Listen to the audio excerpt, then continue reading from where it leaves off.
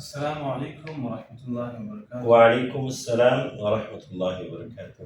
حج متصل محترم ډیر مګي دا سوال دی چې حج عمرې لپاره کوم ویزا پکار دي؟ د حج لپاره یا د عمرې لپاره یعنی د احرام لپاره چې کوم پیزار ضروري دي نو هغه دا ده چې هغې کې دا درې قسمه هډوکي ښکاري. څو قسمه هډوکي ښکاري؟ درې قسمه هډوکي ښکاري. تاسو دا خپله دې حساب وچلئ. یو چې پکې دا هډوکي ښکاري، یو چې پکې دا هډوکي ښکاري او یو پکې دا هډوکي ښکاري، دا شاتني. ټیک شوله جي؟ دا درې هډوکي پکې ښکاره کېدله دا ضروري دي. ټیک شوله جي؟ نور چې هر قسم چپل تاسو اچوئ، هر قسم سیس چې اچوئ، خو چې دا درې قسمه هډوکي پکې ښکاري. مشهور چپل چې کوم دی د دغه لپاره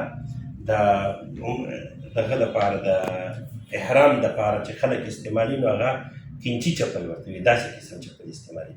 خو که د دې په ځای پکې بالفرض تاسو دا چپل واچوئ دا او دې کې هم دا درې واړه هډوکي ښکاري نو دا هم بهتر دی. ټیک شو؟ تاسو دا واچوئ، دا واچوئ، دې خوا راشئ، دې خوا راشئ.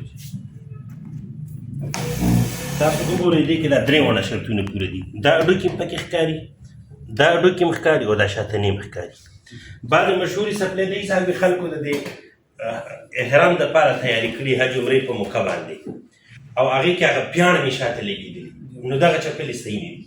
د پیاڼ مې والا صحیح نه دي.